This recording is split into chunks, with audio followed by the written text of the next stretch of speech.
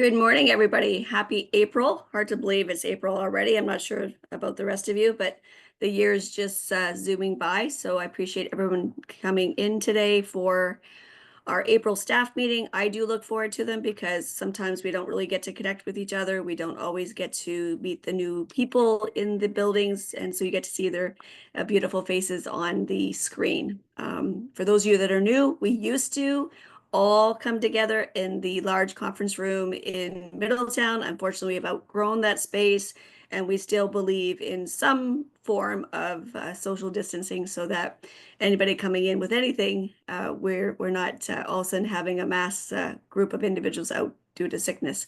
So this morning for April, since we are into spring, share anything that spring means for you. If it's just starting to go for walks, if it's gardening, but you might also have a trip planned. You might have something that you're excited for that you do every April. So, try to keep it consistent to April, because I know in the March staff meeting, I asked you what you were looking forward to once the warmer weather gets here. So is there anything exciting in April? Could be your birthday, could be, we have a lot of milestones for people with the agency. It could be a trip. It could be you're moving, apartments, houses, etc. You could be getting a new puppy, what's going on. So in the chat box, please put your name, your title, your department, what building you work out of, and something you're looking forward to taking place in the month of April.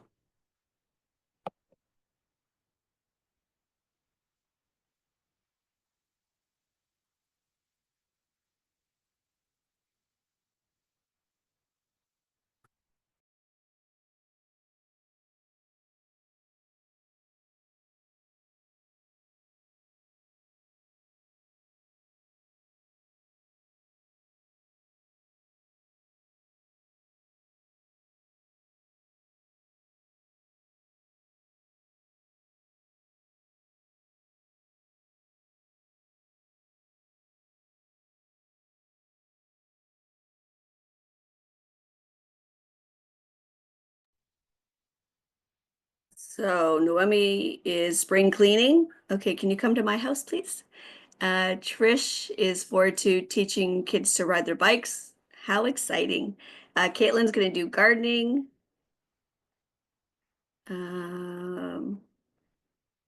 Nigeria is, oh, happy birthday.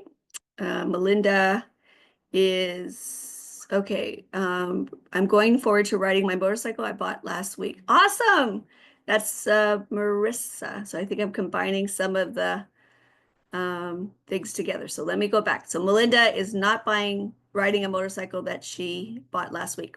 She is looking forward to going to the park with the kids. Jessica is going to be taking walks. Marissa is the one that bought the motorcycle last week. So awesome. I think most of you that know me, I got my first motorcycle at 9 years old. So I believe getting out and touring the beautiful world we live in and the different mountains and parks. And I think my favorite was a 2-week trip to California, just going through all the various parks there. Andrea, Jesse, Kyle, Lisa, Miriam, and Naomi added, oh, Read AI, okay. Sequana, forward to spring break to be able to sleep in without worrying my son is up for school. Yes, that is key.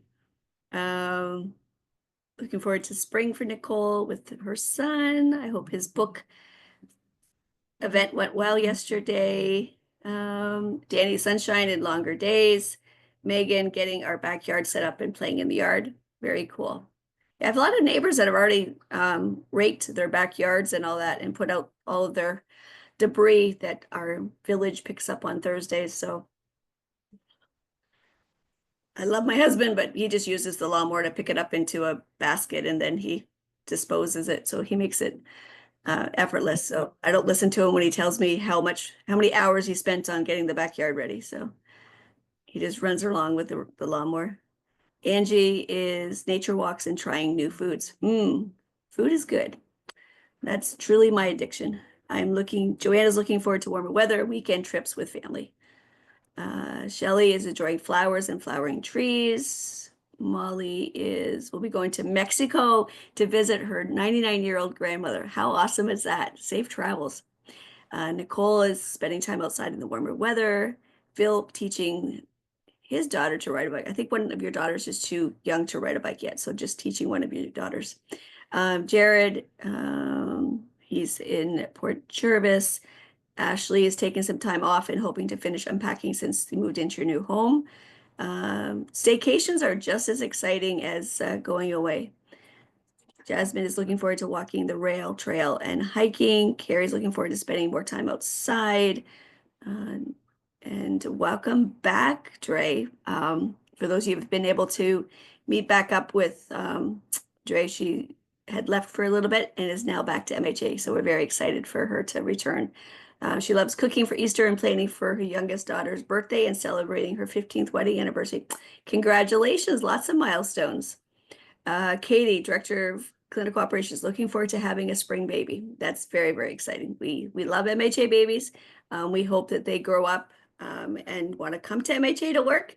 I'll be obviously retired by then, but look forward to seeing your baby in its onesie from MHA. An invite will be going out soon. We are going to throw a baby shower in the Middletown office for Katie on April 18th. So be on the lookout for an invite. Amanda, planting vegetable garden and spending time with the chickens and family.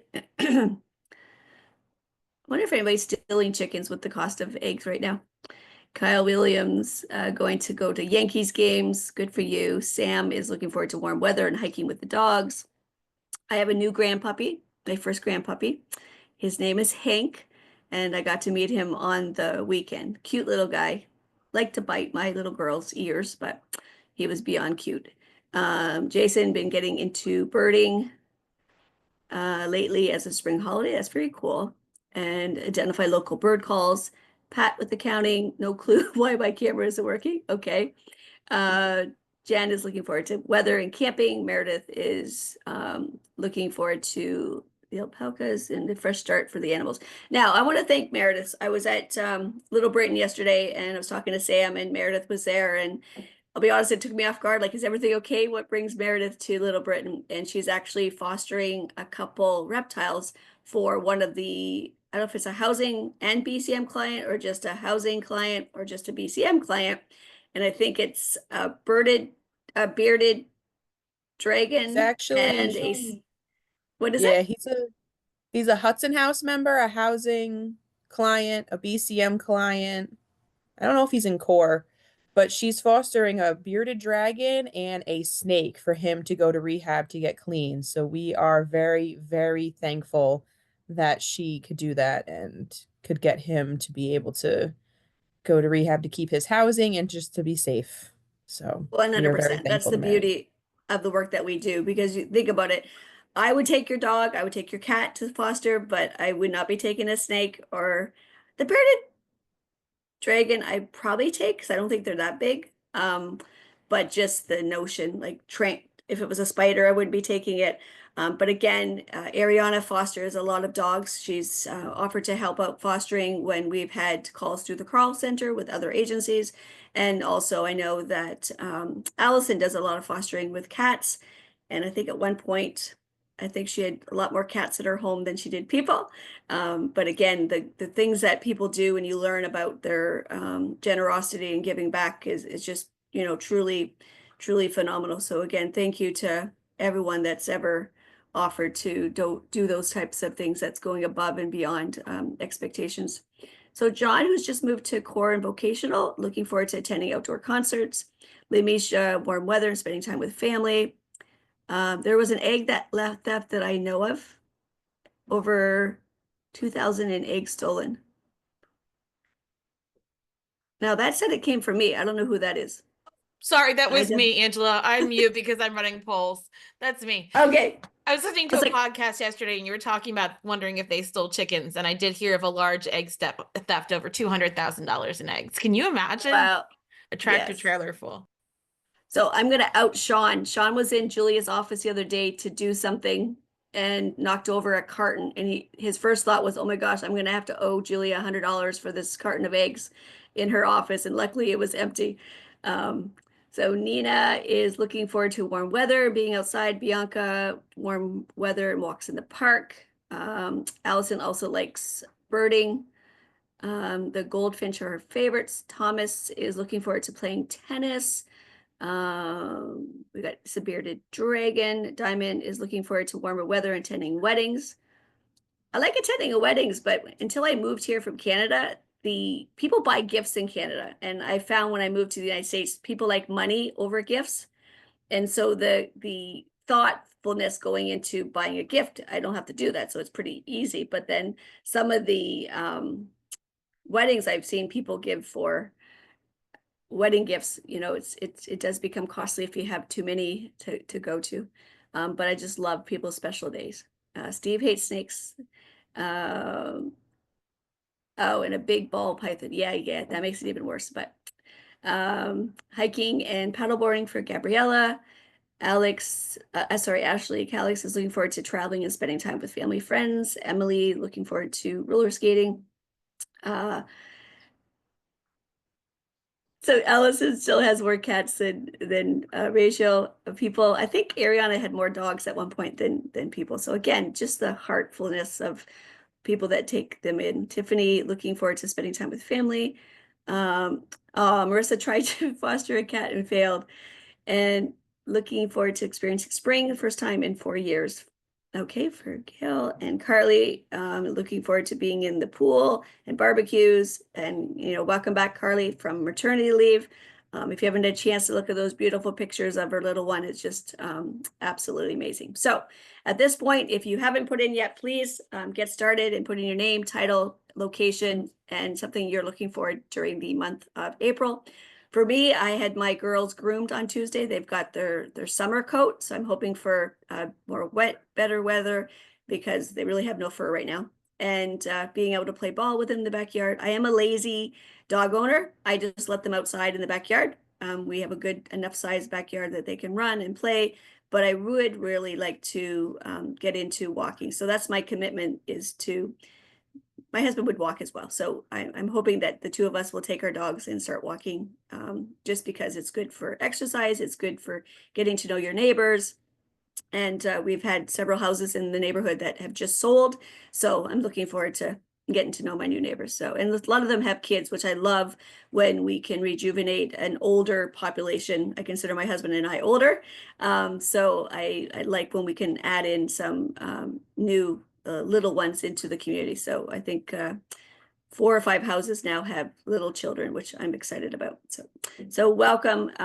April is Canine Fitness Month. Awesome. Christian is looking forward to outside sports. Serena, Dorney Park, and being with the kids and the niece and nephew. And so let's get started. Oh, Yvonne is looking forward to going to the beach. Awesome. Awesome. So welcome to the April meeting. We are going to start as usual. If people have any specific announcements for new staff starting, that have started since last month, new staff starting in the next couple of weeks.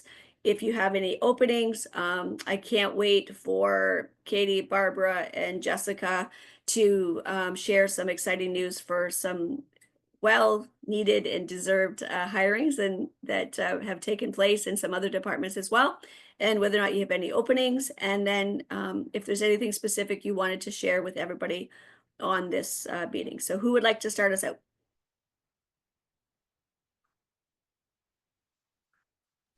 I can go first. I wanted to welcome Gail and Matthew, who are our 2 newest care managers, and they are out of our Little Britain location. And we're hiring for a Port Jervis intake and outreach case aide, but I think we might have found someone, but we did not. Excellent. Excellent. And there's no part of me saying that every department is not working hard, but I approve all new hires, and just the robust amount of people coming in through care coordination, whether it through our new assisted outpatient treatment that we have AOT, which is Andrea, which then would open up her position, whether it be other promotions within the department. the department, if you guys realize how much goes into hiring, they are nonstop interviewing, nonstop putting people through the new intake process. And so then that gets to Sean as well from HR. So there's a lot of moving pieces, and then it moves into the orientation piece of it. But again, kudos to your department for consistently striving to bring on the best employees. We do, as you all know, have a bilingual differential, and typically we don't offer the differential if we have an employee in a department that already provides that role. We look at Care Coordination that the needs and the people that are being referred to us could change in a heartbeat. So if I would say for the percentage of people being hired with the bilingual piece in Care Coordination is much higher than any of their other departments. And I think, again, that allows MHA to never turn down. I've never heard of us putting a hold on taking on Care Coordination clients.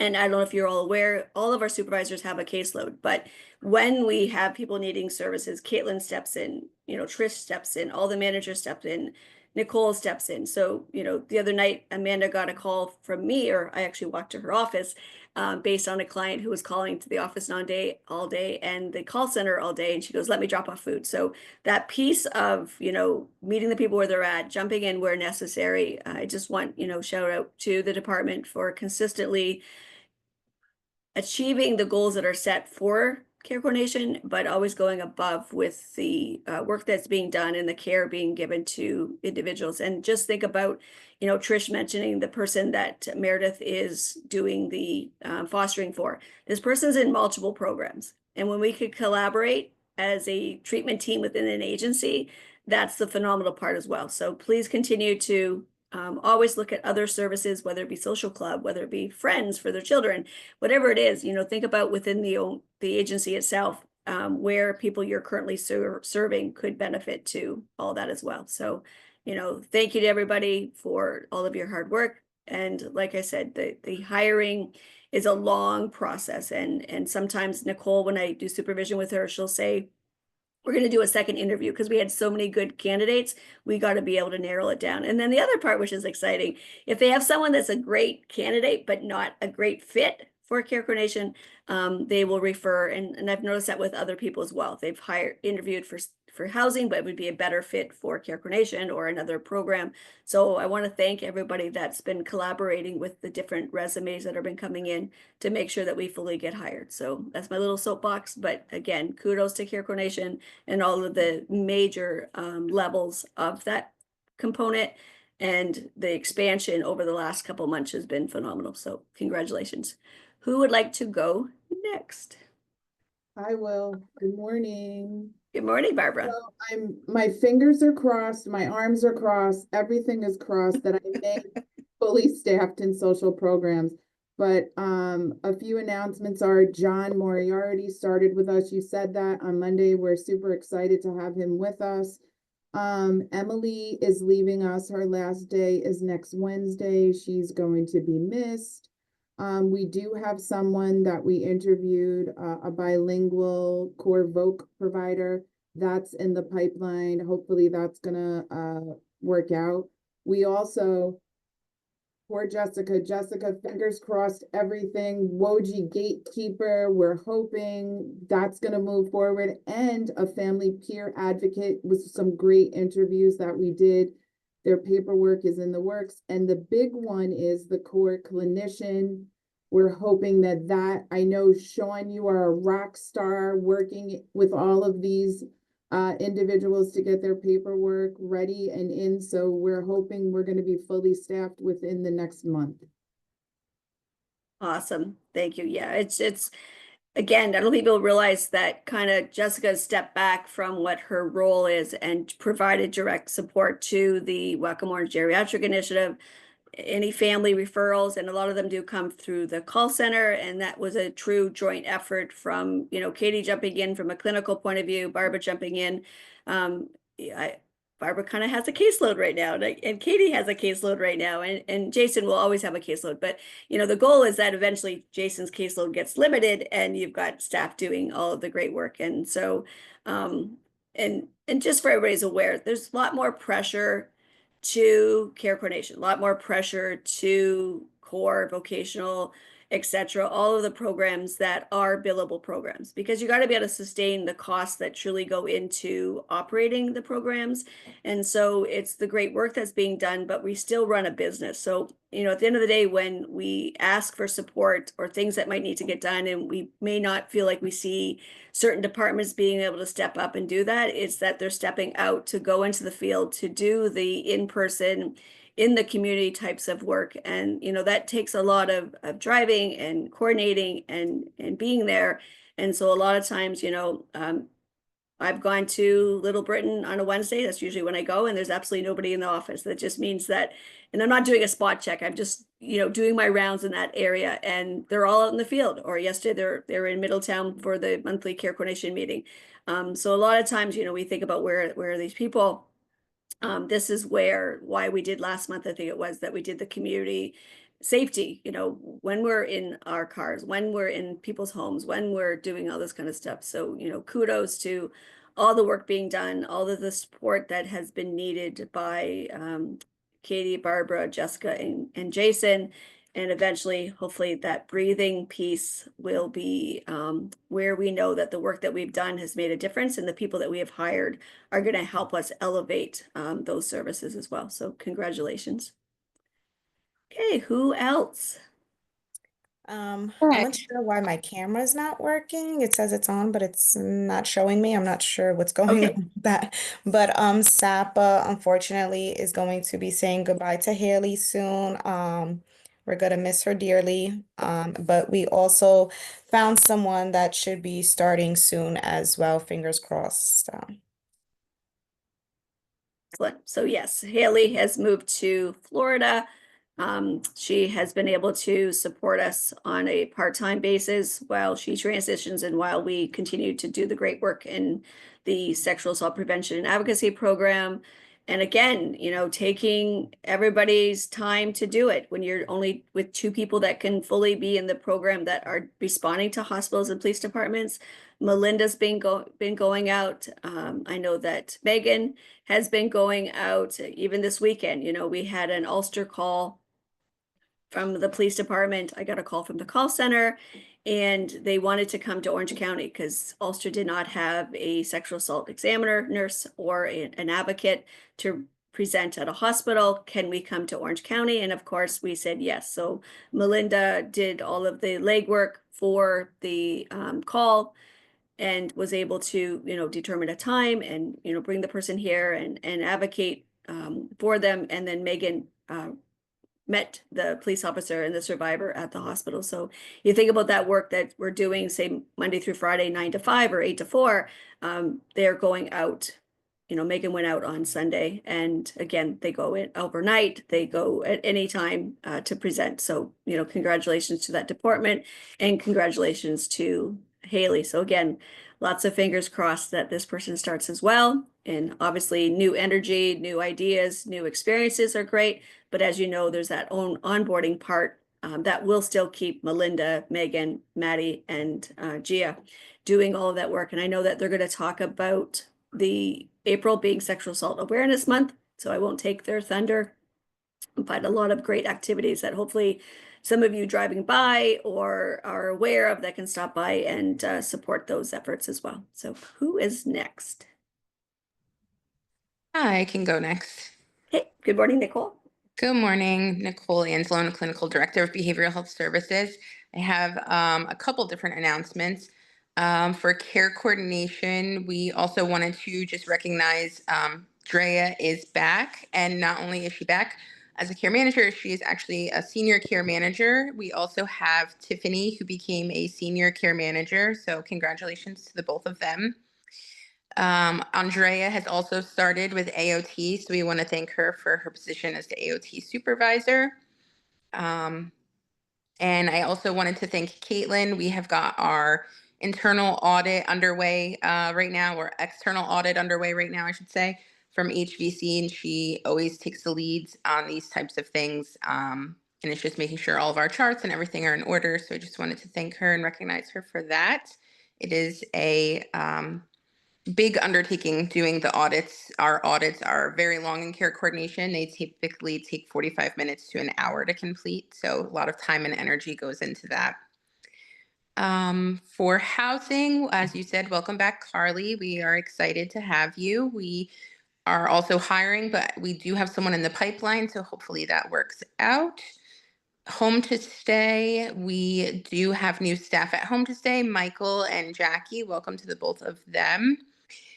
And then for the DD programs, I just wanted to recognize Ashley Hitzman and Sequana. Ashley actually did a presentation at an event last night showcasing all of our different programs. So I wanted to thank her for her work with that. Also, I wanted to mention to everyone that April is National Autism Acceptance Month. Actually used to be called Autism Awareness Month, but around 2020, 2021, changed to acceptance. The reason for that is autism awareness was more just understanding what autism is, but autism acceptance, the shift there is that it's not only understanding what autism is, but actively promoting and understanding and including and celebrating those individuals and their strengths. So in honor of Autism Acceptance Month, we are working closely with Allison Fisher and Nicole B right now to start a campaign specifically for our Blue Wren group for donations. Some flyers will be going out for that shortly.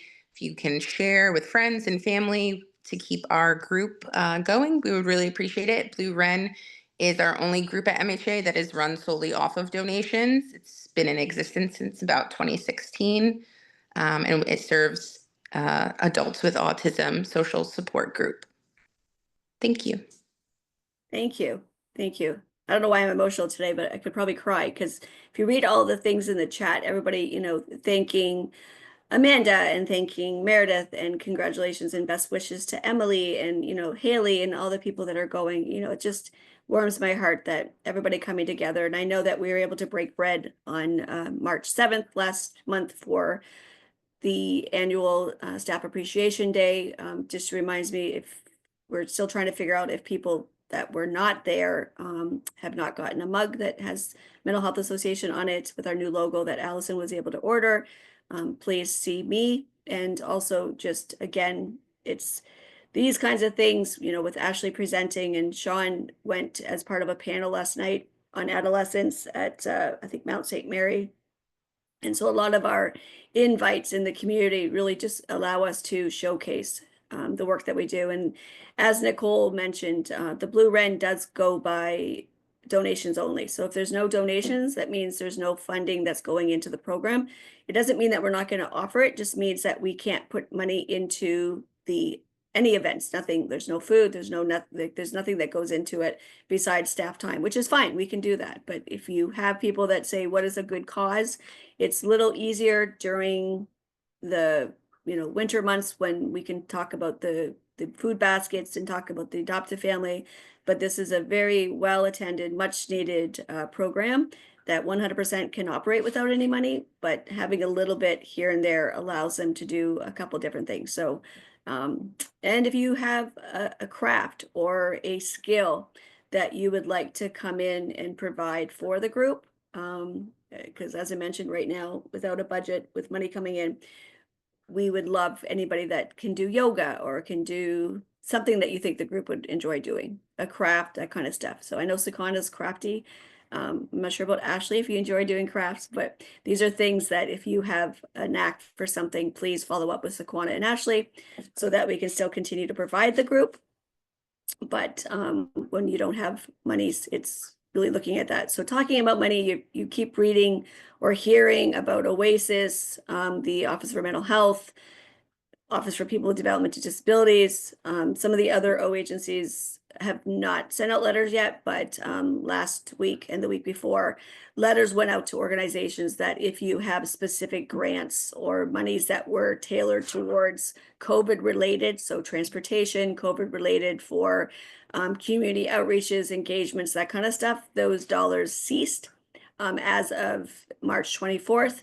And all vouchering has to be in April. So at this point, it has not hit any of our programming because we don't have those grants, but it has hit many people in our community, and it has hit many organizations in other counties that we work closely with as well. So I want to firmly believe that the work that we're doing does show for itself why we need to continue to receive those fundings. We have not heard of any funding cuts, increases, or changes. Typically by this time, we would have had a state budget, but they continue to request an extension to work on the state budget. So we have no update on that. But at this point, those letters that have gone out, we've scrutinized our current funding. We've reached out to any funding source that we know we have money that's connected to COVID. So far, it's really our sexual assault prevention advocacy program still has COVID dollars. So we believe that those monies will be potentially halted, but repurposed once those grants are considered to be done, terminated, and that new RFPs go out. So right now we're exploring all RFPs, all opportunities for additional funding to support within the programs we have. But just know that we communicate daily, even in evenings and weekends when those letters go out. And strategically, they've been sending them around 4:30, 5 o'clock, so that most people haven't read them. They get to come in the next day and surprise. So it's not a good surprise, as I mentioned. I talked to a lot of the other executive directors in the community, and some of them have been impacted significantly. And one that's not publicized yet, I was notified about on Friday in another county. And the reason I can't share is because I want to make sure that all of their staff and the people impacted by it are notified. But, you know, it does impact not only staffing, but it impacts some housing, it impacts some transportation to people's needed treatment, those kinds of things as well. So a lot of changes going on right now, but we have nothing to report, but we continue to get updates daily. So once we have anything, we will reach out to all of you. Okay. Who is next?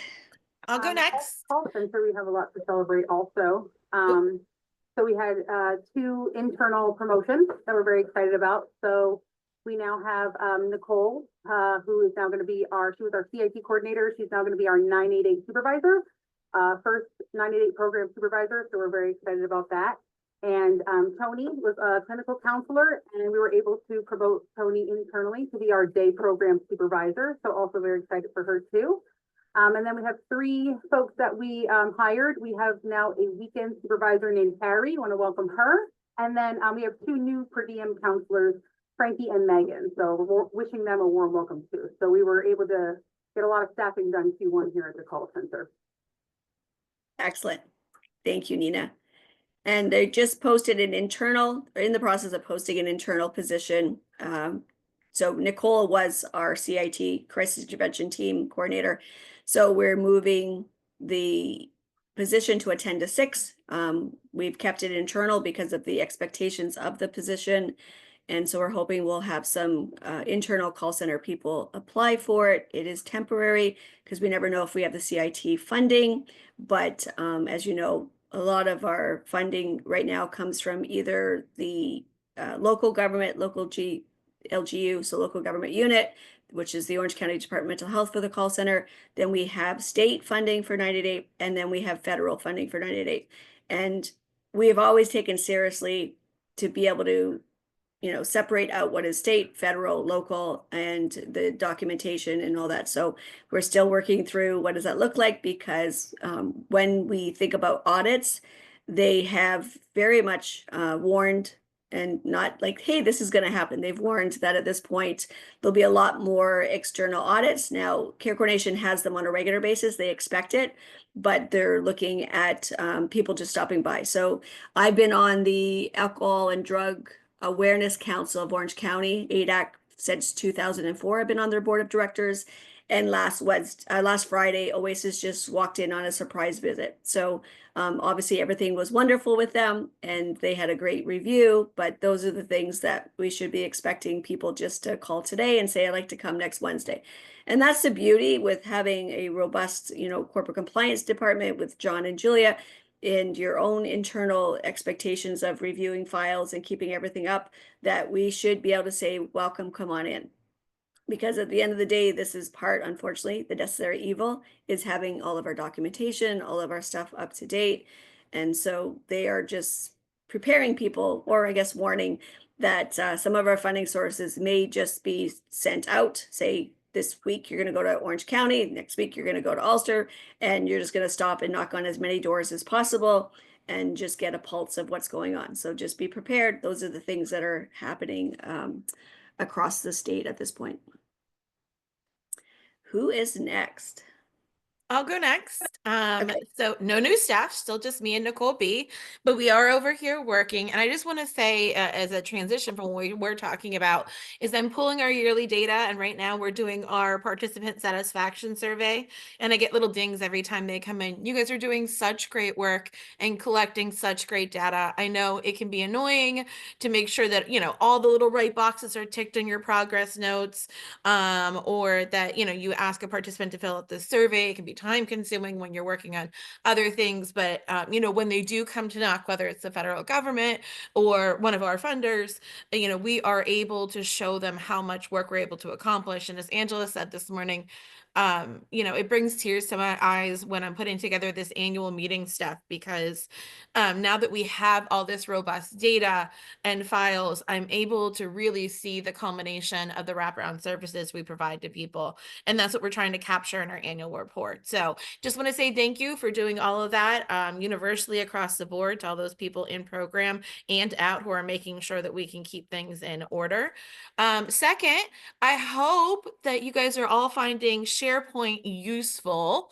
And remember that you can always, there's an update section on there, and you can always let me know if you want to see something else. I've been working with a couple administrative departments to get their information up there and available and easy for staff. But staff, tell us what you need. Tell us what's missing. Tell us what you can't find, especially as people are new.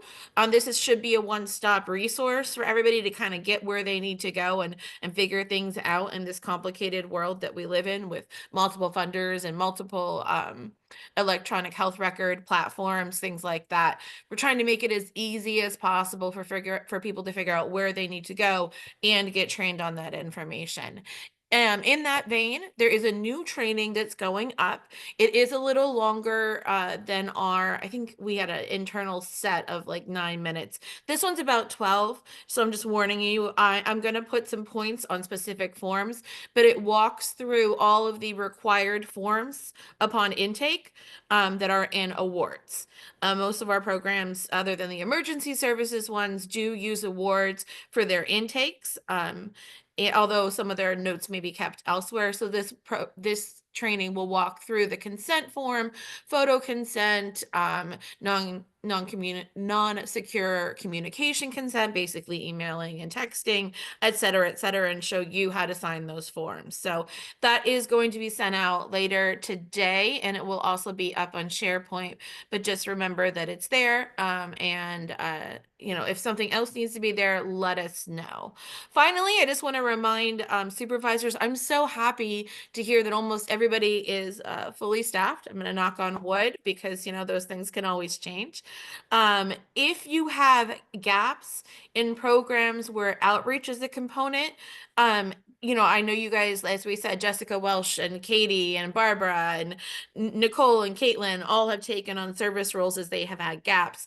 If you need to do outreach for one of your programs, if that's one of your deliverables and you have a vacancy, please remember to reach out to Nicole and B and I if we can be helpful. We would be happy to table for a program or go and speak on a program so you guys can focus on delivering services, even if you are fully staffed and you just have, you know, an overwhelming amount of things and you need us to cover a component. That's one of our roles here at the agency. So don't be afraid to hesitate to ask to get us out. And also finally, don't be afraid to tell me highlights and awesome things that are happening. I know SAP is going to be talking about SAM, Sexual Assault Awareness Month, but because they coordinated with me and got me lots of dates, and Melinda was kind enough to give me lots of personal information so I could write a beautiful feature on her. Please read it. You guys all should have gotten it in the Mindful Times Monthly that went one out earlier with the feature on our Sexual Assault Awareness Month. So please take the time to check that out. It has a lot of the event dates in there, but I know they're getting even more and confirming things as we go along. So you can always feel free to check with them, or Nicole B gets it up on our website calendar. So if you want to see where people are in any group, please feel free to check that out. Excellent, thank you. As Allison was pointing out, we look at our units of service, we look at the work that we do, and you all know that we made the hard decision last year to phase out ComHab, ResHab, just based on the cost, the money coming in, the cost just to operate versus what was coming in. And so we always look at our data, we always look at the great work being done, but if the units of service don't show the money's coming in and the cost to operate versus what we're able to deliver, those are the tough discussions we have around when grants are to be renewed. Do we want to renew them? And I never, in the past couple of years, I never thought about not renewing something, but I met with another agency that we're just over 10 million and they're about 12 million, plus they have about a $15 million in-home care program. So it's kind of broken out in two different facets. And he shared with me that they don't go for things that they know they can't do the deliverables, or that they're a small grant or a short period grant, that so much work and energy goes into that at the end of the day, it's not worth the agency's time or energy because of all the other stuff that the agency is working on. So those are things that we always look at. Where are we doing great work? Where do we feel that another agency could do better? So we did that when the county put out a request for proposals for the training dollars, and many agencies said, we get a little bit for eating disorders, we got a little bit for the Masterson, we got a little bit for this. Why don't we have one agency that's willing to take it on and do all the bookings and registration and, all the sign-in sheets? And so a lot of times when we start revisiting where we're spending our time and money, is it really meeting the needs of the community? So we're in a position where we do that every year, but we're in a more vulnerable position where, when the state is determining who will be renewed for contracts, etc., that's where, if you're doing the work, please document. We believe more work is being done that we actually see on paper because we see how hard you're working. So when it comes to looking at numbers, it's sad that we still have to look at numbers. But, let's say if the deliverables is, I don't know, 500 and we're only doing 125, like where are we missing the mark? Is it just the restrictions? Is it, we just really want you to all realize that we see the great work. We know that it's a lot of coming in and communicating and working through the process, but we just need you to know that every year we do look at any grant that's ending. How do we prove that this is the best use of MHA resources? And Danny can tell you we have unfunded, and a lot of times when things don't have a cost center, it goes under unfunded, and that is something that we don't always have the additional funds to go into unfunded. So we just want you to realize that please continue to document all of your great work, because 100% we believe there's more work being done than documented, just because we might be think about care coordination with a 60-person caseload. So, you document what you need to document, but you also spend, five times this week, trying to get somebody food from a food pantry, etc. And, it's just taking the time to put it in there because a lot of work is being done. So thank you to everybody for all of that hard work. Who is next? Human Resources will go next. Thank you, Steve. Hi, everyone. I'm Steve Stoops, and I'm the Director of Human Resources. To all those people that just started Monday, we welcome you aboard.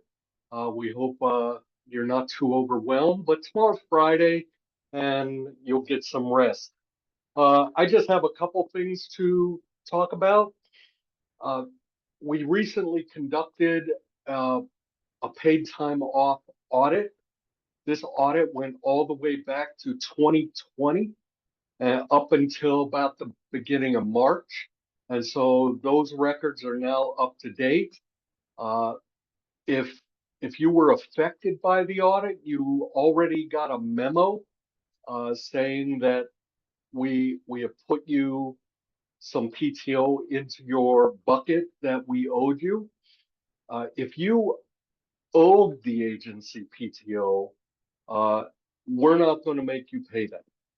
So your bucket will stay the same. Then there's about 5 outliers that we still have to notify about the results of their uh, PTO audit. But most of the people already got a memo saying we've put time in your bucket. Going forward, we're very sure that PTO buckets are great, are perfect, and that Paylocity is currently calculating your PTO accurately. So if you, now we encourage you to check your pay stub every payday. We encourage you to keep records of where your PTO should be. And if there's a discrepancy, we want you to get a hold of us in a good amount of time so that we can check that and make sure that you're made whole. But it's your responsibility to check your buckets, to check your pay stubs. We have people that check their pay stubs the minute they get them, and they'll let us know if they have a discrepancy, which doesn't happen very often.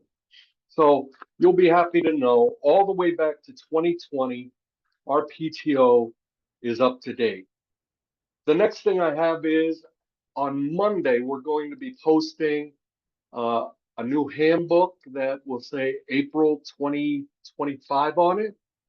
And it will have some changes to it. It will go out to everyone by way of Paylocity, and you will have to acknowledge that you received it. And so you'll see that go out on Monday, and it will come probably on your self-service portal. You'll see you just got a message of the handbook, please acknowledge, something like that. Or there might be a bell up in your top right corner of your self-service portal. Hit the bell and you'll see that the handbook is there. And we want to acknowledge that you received it. And that also means that you take responsibility for what's in it, that you read it. Now, it contains your rights and your responsibilities to the agencies. And you have a lot of rights when it comes to harassment. You have a lot of rights when it comes to your PTO. You have responsibilities when it comes to HIPAA and things like that. And you will have to acknowledge those things in by way of Paylocity. Now, I will say that we have consulted with our attorneys, and we've added one big section to the handbook, and it has to do with recording meetings. You cannot secretly record a meeting. Those in the meeting must know you're recording and consent to that recording. Now you'll also see in the handbook that there's a lot of rights that you do have when it comes to recording. You can record and videotape places in the agency that are unsafe. And that is always your right. But when it comes to a meeting, people have to consent to it. All parties need to consent to it in the meeting. Now, if you're taking minutes or something like that, usually people in the meeting know you're taking minutes, and now there's AI recording tools that you can use that'll write your notes for you. Ariana might use this at her board meetings and things like that.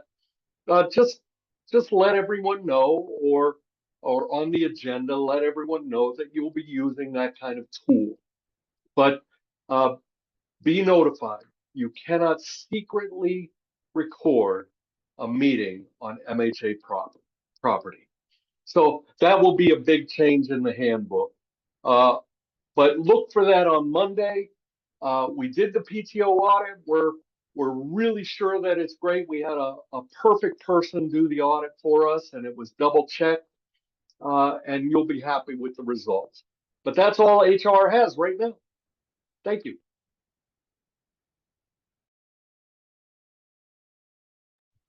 Excellent. Excellent. Thank you. Yeah, the PTO audit was something that we, if you're aware, we had originally posted to hire a payroll person to support those kinds of things, and we just never got the qualified person to be able to do it. So Sean took the lead and did a significant number of the PTO audits and then had them reviewed with Danny and I think Michelle as well, and various people in the department. So at this point, those who had significant additions to their PTO have been spoken to. There's a couple outliers that will be met with to come up with a time frame for people to be able to use their time, as well as in the new handbook, there are very clear carryovers that people can actually carry over. So for example, while the PTO audit was being done, I stopped accruing because of the fact that I had reached my max. And so with the PTO audit, I'm going to get all that time back that had stopped accruing because I now will have my new bucket and I will now have a specific time when what I need to be using it by. And then more importantly, based on the new perimeters around carryover, I can bank a certain number of hours. So the max that somebody can bank is if you are over, so it goes by years now. So for example, if you're 10 years with the agency, you can bank up to 5 years. HR will be working with a bank, not 5 years. That would be amazing. Anyways, I'm leaving now since I've been here 21 years as of yesterday. So I've got 10 years that the agency owes me. I'm just kidding. 10 years could be 5 weeks.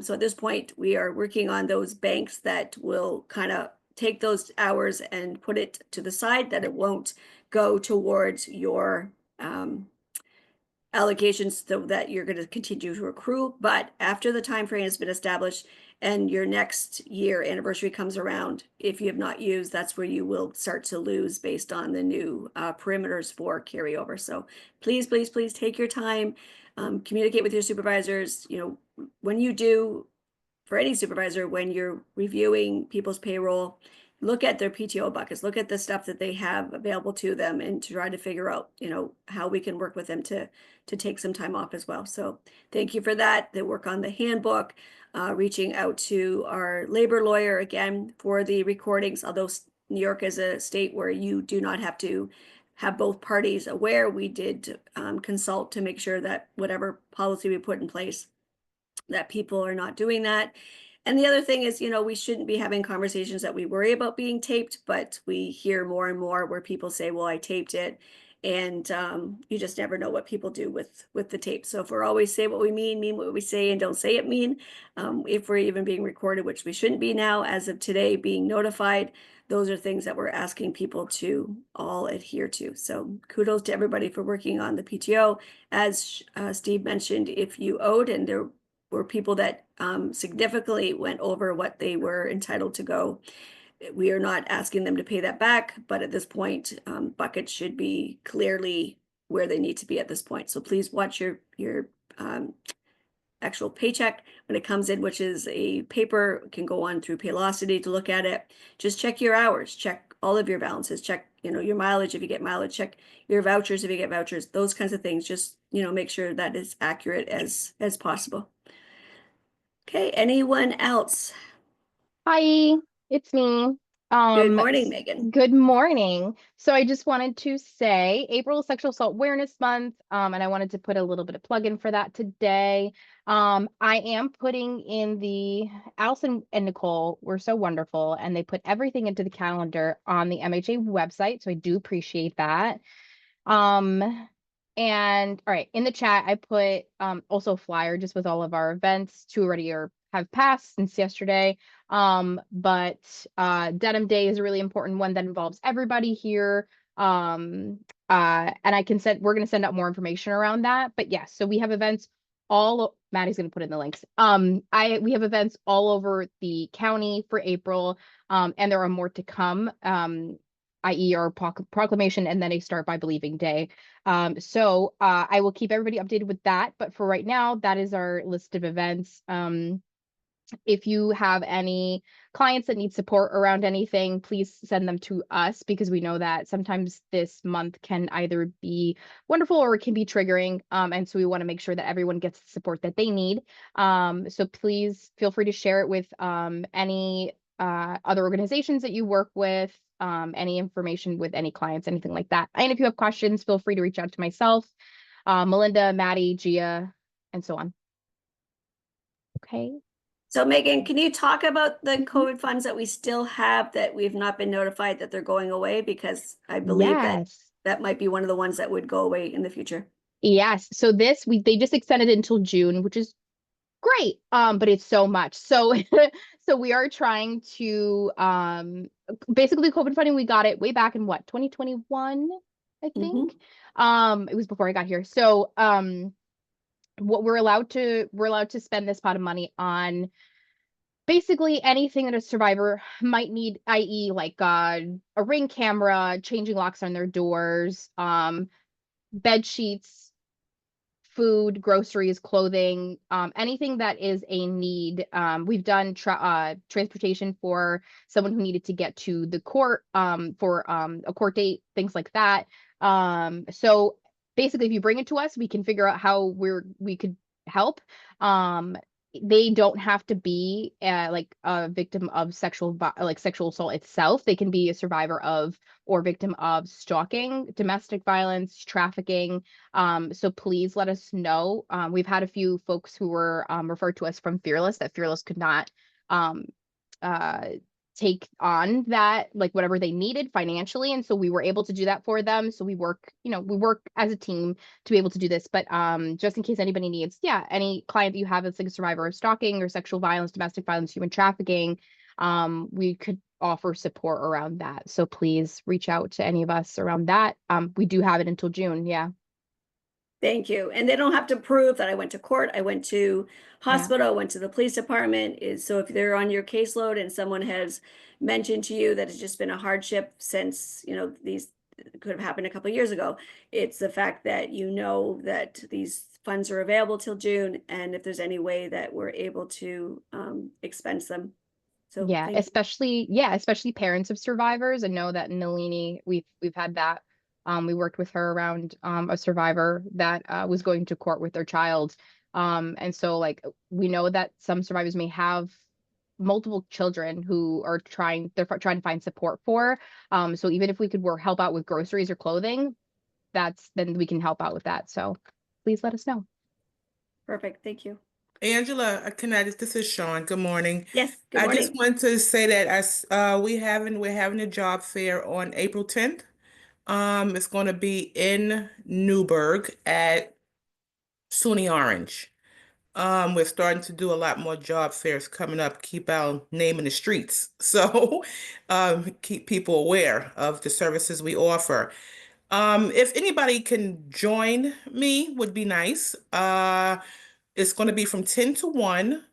And if you could just come for an hour, even if your department is not hiring, just to come and just, sit and help, because the job fairs could be, it could get crowded and become very overwhelming for one person. So if you could just give an hour, half an hour, can you just send me an email just so I can make sure the time slots are filled up and we're not over, have like 3 or 4 people there? It would be very helpful. Thank you. Yeah, just please coordinate, because sometimes I'll hear that 5 people went to an event, even though, we already know we have a couple people. So as you're aware, we know that Nina goes to a lot of, not only for self-awareness about if we have any hirings for the call center, but also to get information out for our call center and 98, those kinds of things, as well as Nicole will attend a lot of these events based on community outreach, that kind of stuff. So please, keep in mind that we may have people offering to do it, but we may not select you, only because it's not the best use of your time based on your role and responsibilities.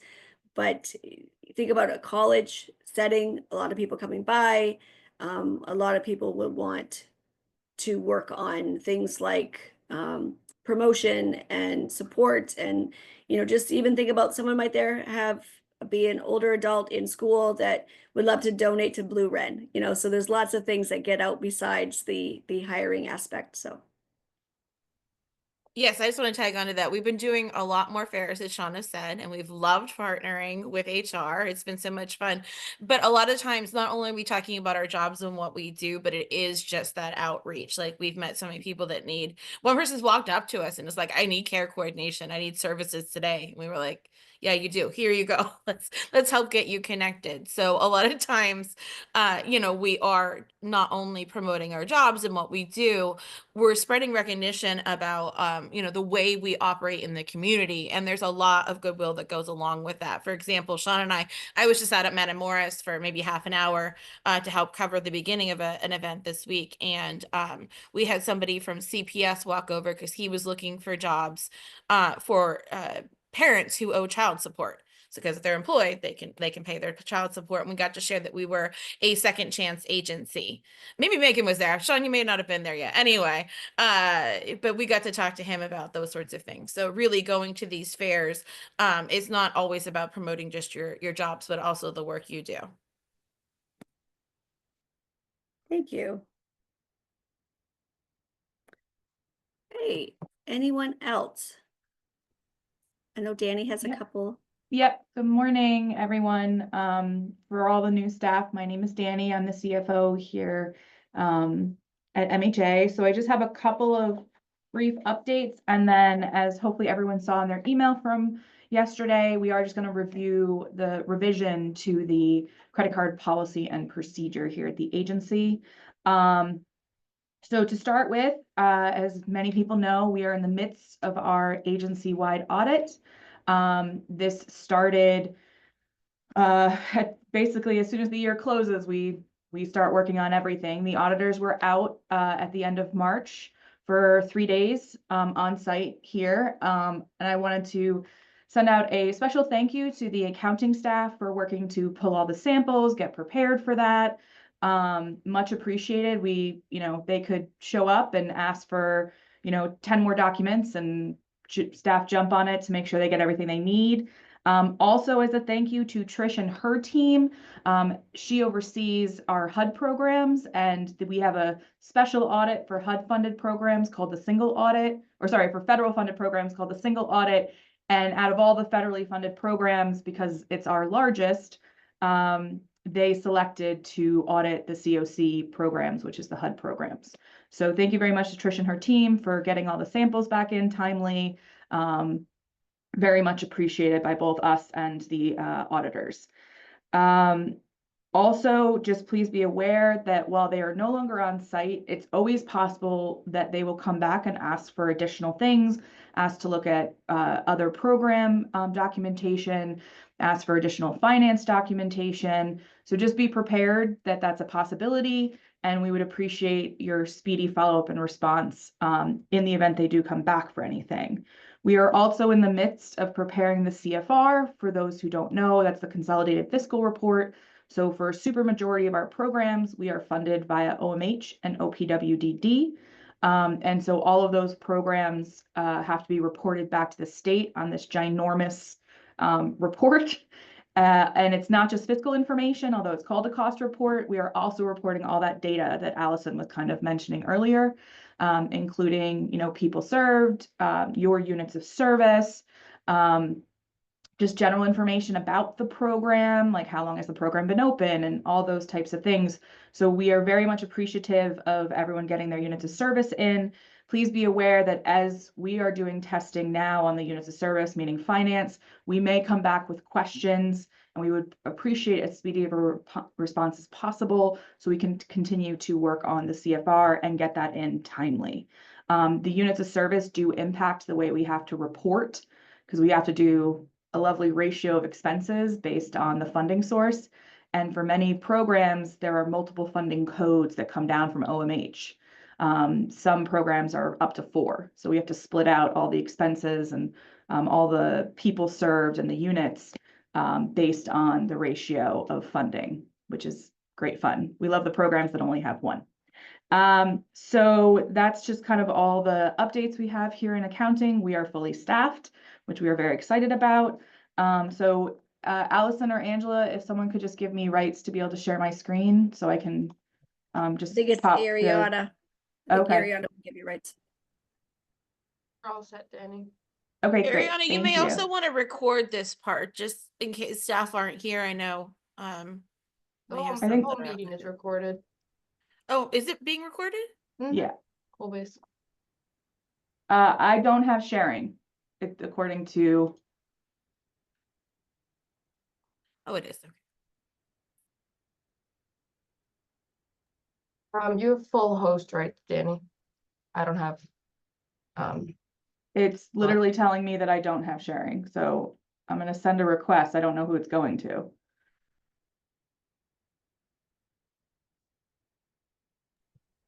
It just asked me to give you permission, but I didn't Okay. open up the meeting, so I'm allowing you. Thank you. All right, technical difficulties solved. All right, so I'm gonna go ahead and share the screen.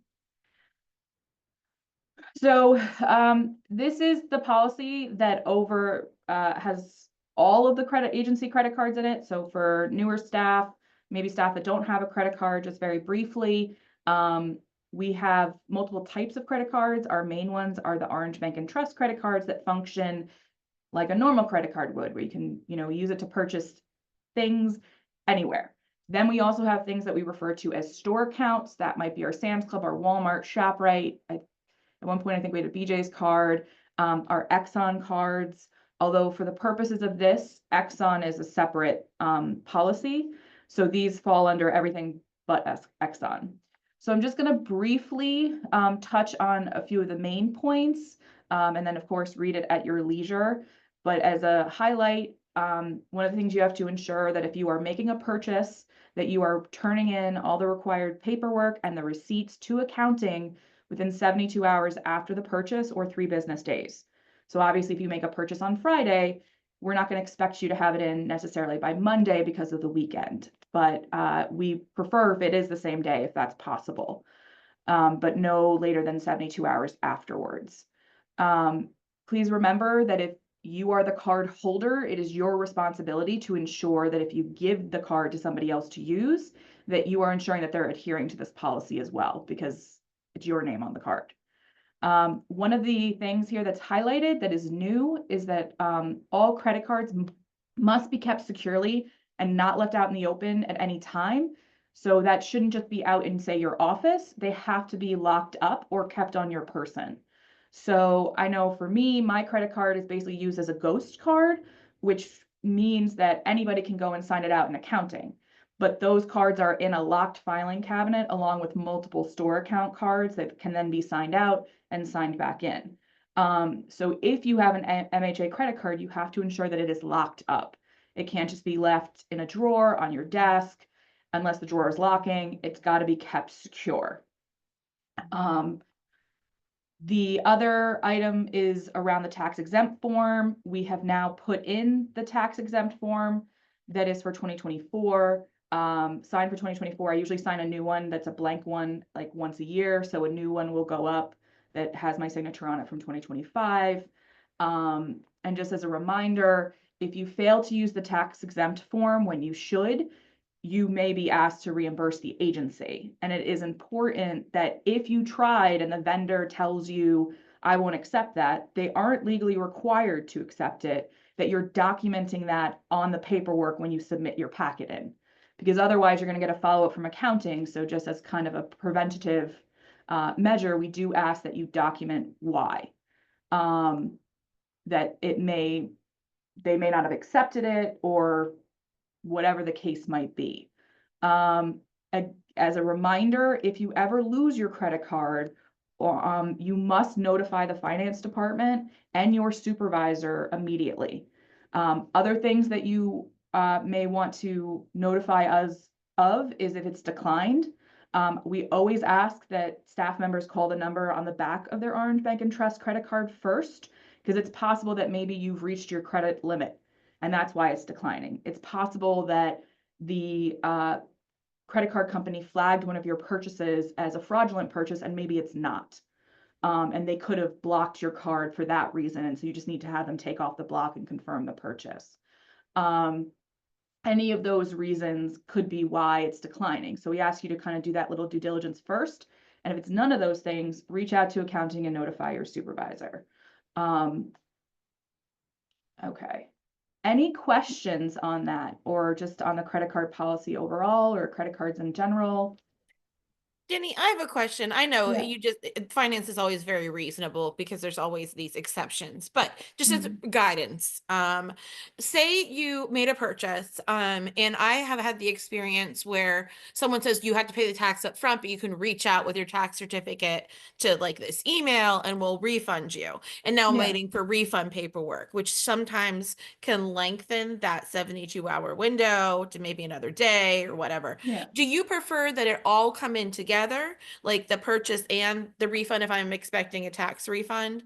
Or would we wait and do that all as one submission and just give you a heads up that we have an outstanding charge? Yeah, it's an interesting question. It probably has to come down to timing. Sometimes those tax refunds can take weeks. Yeah. So what probably would be best practice is to submit your initial paperwork, but when you're filling out the form, you show that this is the charge, this is the tax, and it's expected to be refunded by the vendor. Like you put a little note on the paperwork and then you total it out so it matches the receipt back up. That way it's very clear to accounting that we are expecting another charge, although it's a credit, against your credit card. Should Then I also that like paperwork should be refunded. Like we may ask for you to fill out the paperwork showing that it actually did come through. Because it's possible they never actually refund it. Yeah, But then Yeah. it's flagged and the follow-up can happen from there. that makes sense. Should I include proof that I requested that refund so accounting has that on file at least? Absolutely. Great. Yeah. If you have it, sometimes you're not going to. Yes. Yeah, true. Another thing, just as a fun point that I found out, because my card was declined once and it was on a weekend, that I got the notification because I just happened to be checking my email. And I did learn that you can set up an online account so you can actually see the charges for your card in addition to calling them. They suggested I do that so I could see what was going on as we were talking and going through, because it turned out my card had been stolen and had been flagged, and thankfully nothing went through. So anyway, I just found that really helpful so I can go back and look at charges and make sure, live time. Okay. It was fun, easy. Very good.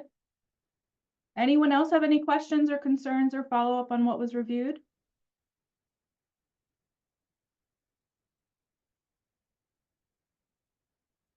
All right, that's all we got from accounting. Thank you. Thank you. And again, kudos to the accounting department, all the work being done for finishing up last year's audit, and not last year's 2023. We're still finishing up the single audit, and then getting and being prepared for the 2024. A totally different climate or atmosphere when it comes to being fully staffed, everyone working together to get everything to the auditors, because if you're aware, as Danny has mentioned, we do have a new auditing firm this year.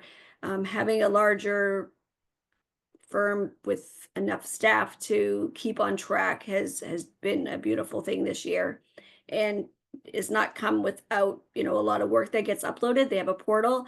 They're able to notify as soon as it's uploaded that A, they got it, and then B, does it meet their expectations.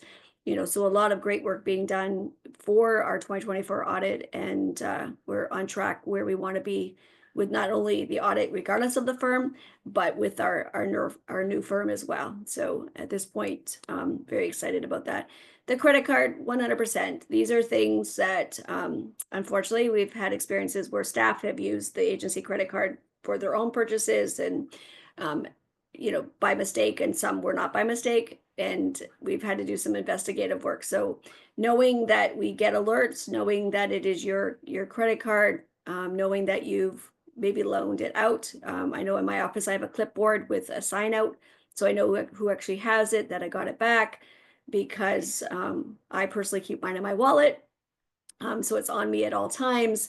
But if it is something that you do loan out within your own department, please make sure that it's locked up, because you do become responsible if it is accessible to people and it was not locked up as per requested.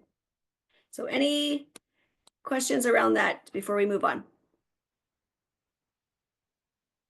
Okay, any other announcements from anyone?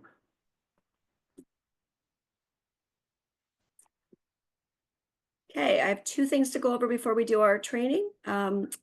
As you're all aware, we are preparing for our 2024 annual meeting. We call it 2024, even though we're celebrating in 2025, because it highlights our year. And again, that's where the units of service, that's where the great work that Allison and Nicole put together a year in review video. They work on the virtual journal, and every department is highlighted, everything from our HR reports, everything from our accounting reports, you know, all that great work that goes into it. Bob, the board president, and I, you know, have a section as well. So just please, please, please, that's where those pictures go. That's where your great work is highlighted. We're excited for that. The event is on May 1st from 3 to 5 p.m. at Otter Kill. I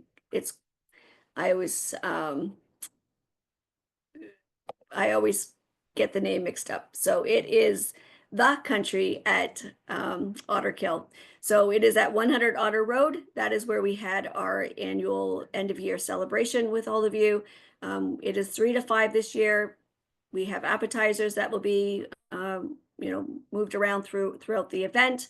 We are very excited to not only recognize 4 organizations in our community, but staff with various milestones as well. Keeping in mind that please make arrangements with your supervisor to either, if you're normally an 8 to 4 person, to work 9 to 5 that day. The goal is that by moving it from 4 to 6 to 3 to 5, it'll allow most people to be able to come and not worry about childcare, that kind of stuff. So you have plenty of time to hopefully work through being able to be there. And we hope that you're all going to be able to attend. This year, we will be honoring through Community Engagement Service of the Year Award as Team Newburgh Community Coalition. They receive fiscal and programmatic support through Catholic Charities.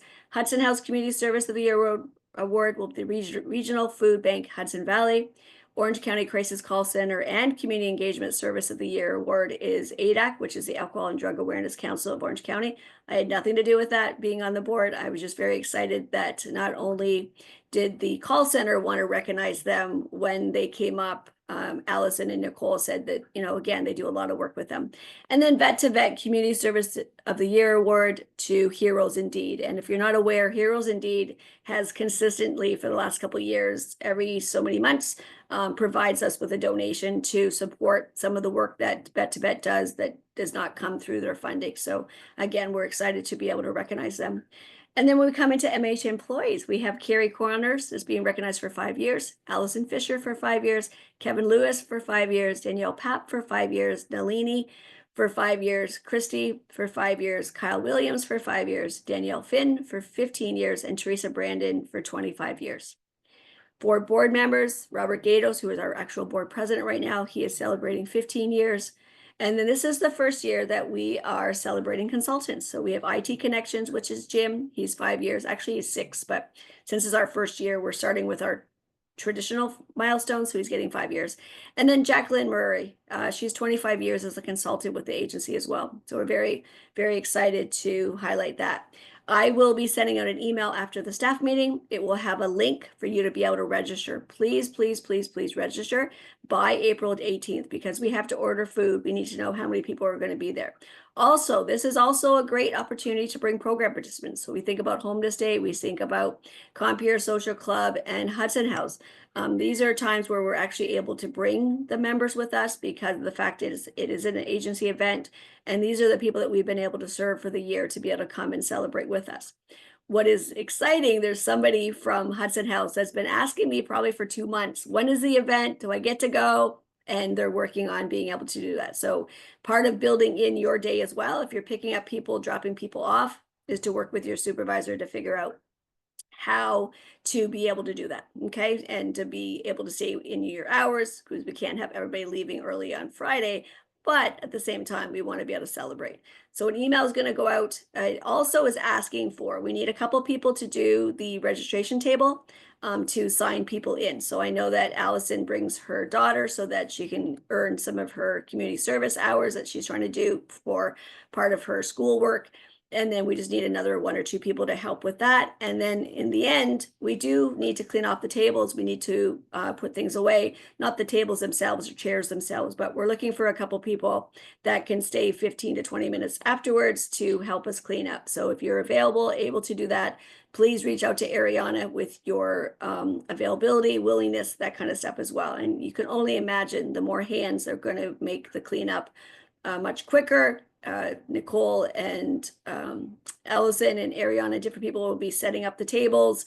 Again, we're very excited that Nicole is going to make the flower arrangements for the tables so that they look pretty and festive. But at the same time, when we get done, we gather up all the leftover documents, different things that we have on the tables. So please reach out to Ariana once you get the email. Please register by April 18th. Please communicate with your supervisor with what you cannot do, and then more importantly, how you're going to flex your day if you are going to be attending, if you normally work a different time frame. Okay. Also, birthdays this year, we have Michael with BCM. His birthday was on the 1st. Michael from Home to Stay was on the 2nd. Darren from the call center is tomorrow. Shakira from BCM is tomorrow as well. Ashley Hitzman from Development to Disabilities on Sunday. We have Danielle Papp on the 13th. And then for anniversaries, we have Shelly from Finance is 2 years. On the 8th, Lamisha is 8 years. I'm sorry, on the 8th is also 2 years. This is weird. It says Megan Bayer, 2.5 years on the 10th. Jasmine is 2 years. Usually we do full years, but Jasmine is 2 years on the 15th. Gia is 2 years on the 15th from Rape Crisis as well. Thomas from BCM is 1 year on the 20th. Darren with the call center is 2 years on the 22nd. James with the call center is 2 years on the 22nd. And Ashley Hitzman, in addition to her birthday, is going to have 4 years on April 24th. So happy birthday and congratulations on your anniversary milestones.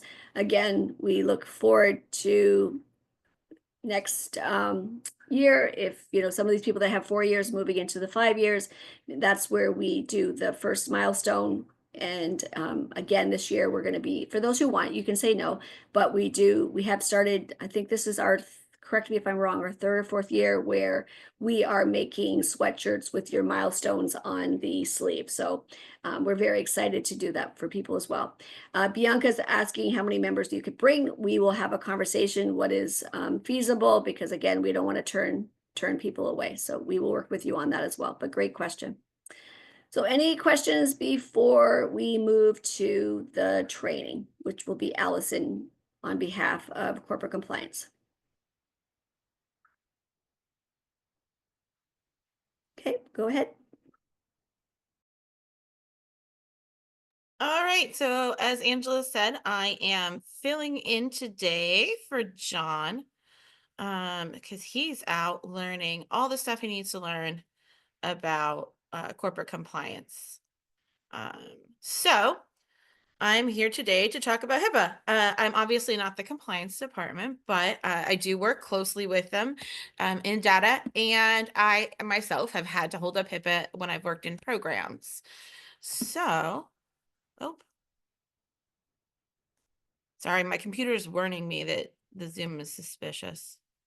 Okay. I don't think you guys are suspicious. I'm going to engage with you and share my screen. All right. So John put this training together. I did make it a little fancy dancy, but this did come from our corporate compliance office. Our first thing, this is going to be real quick because you guys, everybody in the agency gets a lot of HIPAA training, if you recall, between Relias and our in-person orientation, and you've been practicing it for a long time. So this training should be about 20 minutes. There are going to be polls because, I'm doing it, so that's how I roll. Oh, he has timers on these. Let me turn those off. So sorry, guys. There we go. All right.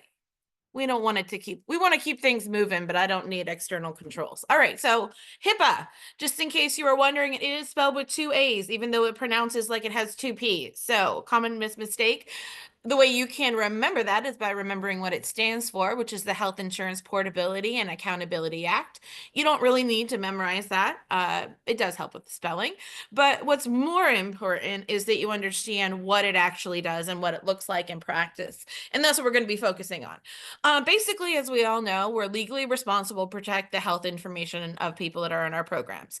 And laws mandate how we do that, how we protect that information, what level of protection it is. And one of the important things in that training that is coming out later today, that little video tutorial, it will show you how to walk through the MHA privacy rights and the participant rights forms. That's where we spell out those rights to our participants. So it is important that you don't just say, oh, sign this, on intake, because they are going through a lot of information, but print it out for them, make sure they get a copy, make sure they understand their rights, because that's the most important part of HIPAA. What information is protected? We pretty much know this. It's anything that's identifying about a person. So that includes demographic information like names, addresses, date of birth.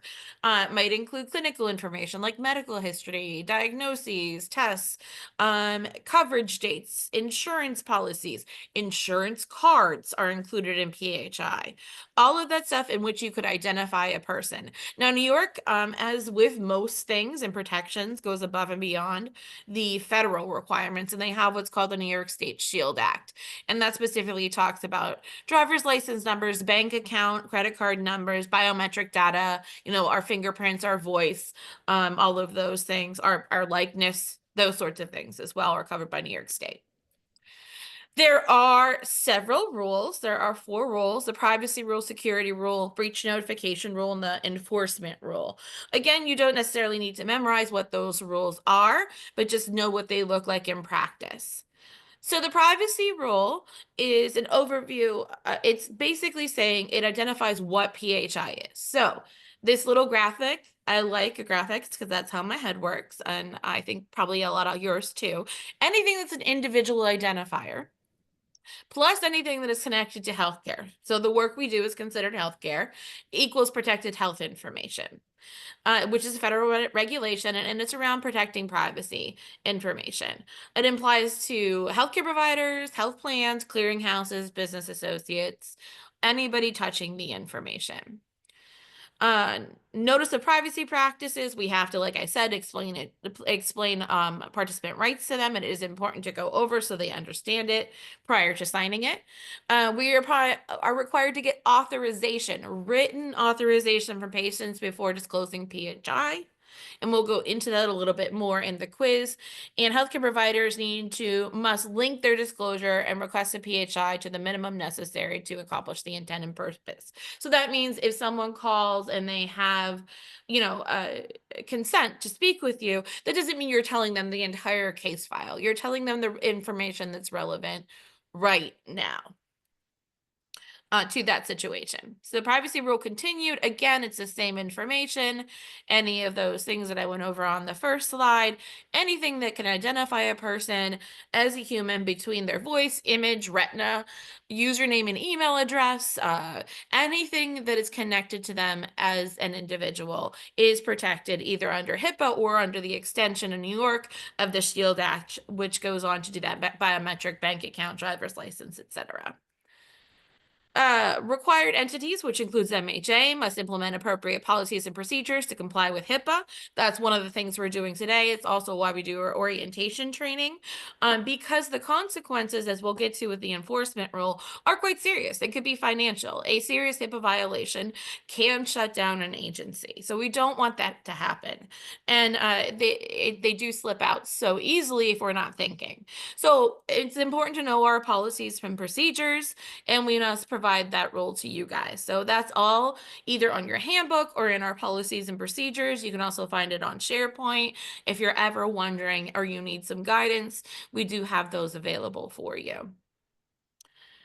So we cannot publicly display an employee's social security number, printing or viewing anything on a badge or card. It can't be happen.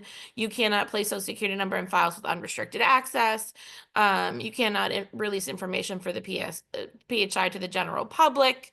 No PHI will be expressed without the written consent. Again, this is just all about what it looks like what that PHI looks like. And again, reinforcing that you do need the written consent in order to release any of that. So with that, we have our first quiz.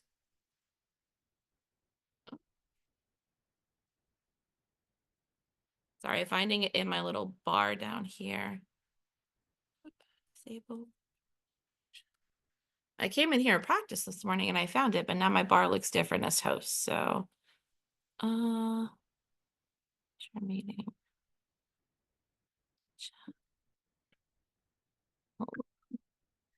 Maybe.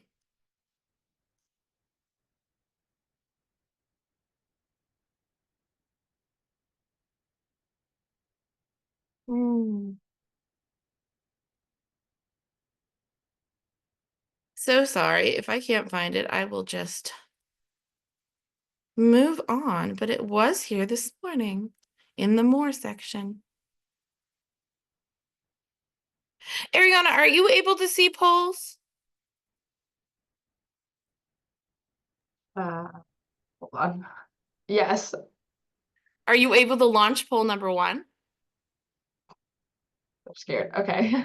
Don't be scared if it goes, oh, you did. It's poll number 3, but that's okay. We'll start here. Oh, I'm so sorry. Yeah, it's all right. It's all right. They're labeled at the top. That's okay. So we're going to select which one of these is true. So in what situation can you legally share a client's PHI without a signed release at MHAO? We didn't go over this information yet, but we'll see how much you know already and we'll get there. We'll call it a pre-test. So go through this. If a client's mother calls and says they're always involved in their care, I know that happens a lot with younger clients that are those new adults. If a family member says the client told them it was all okay to call, if there's a signed release of information on file, if the client hasn't agreed or doesn't object and the person is involved in their care, if the client is in crisis and you think that my family might be helpful, if the caller knows the client's a birthday and diagnosis, the client is mentally incapacitated and you believe it's in their best interest, if someone is in serious harm or imminent risk. So select your answers. You can select more than one because there may be more than one right answer.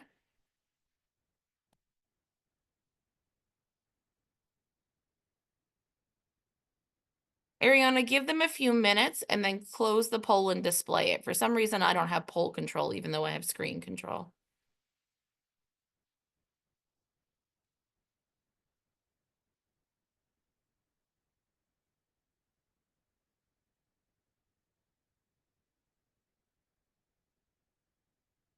All right, Ariana, can you close it and share results?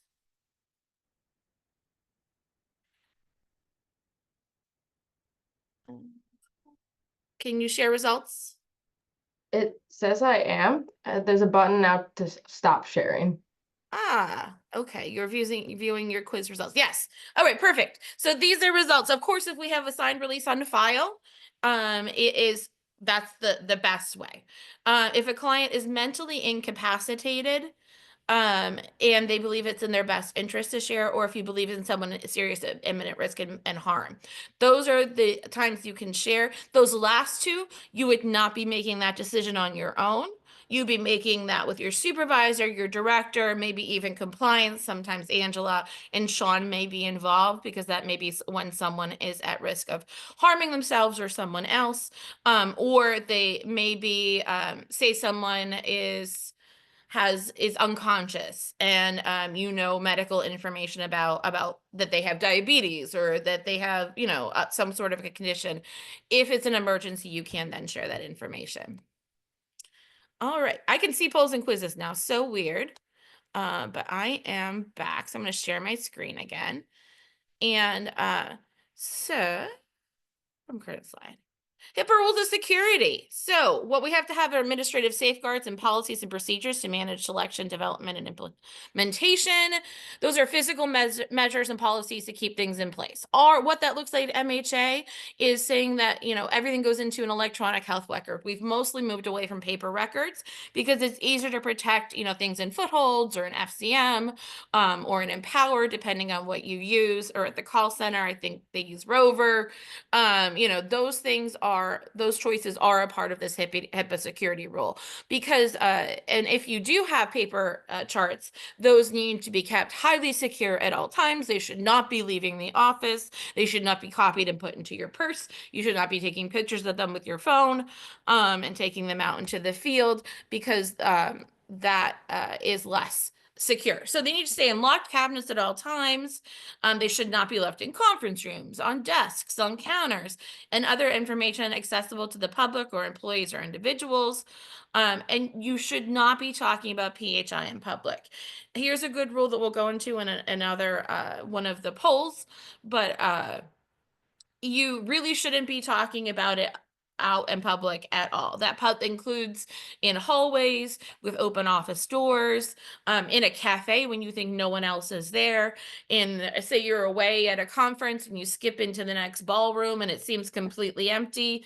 That still doesn't mean you can be talking about it. You should be using as little as information as possible, nothing that's identifying, because people can put together who it is from overhearing a story. You may not have shared a name or a social security number, but personalities, especially ones that we happen to be on the phone about, oftentimes are persistent in that individual's everyday regular life, and someone from the community may overhear you.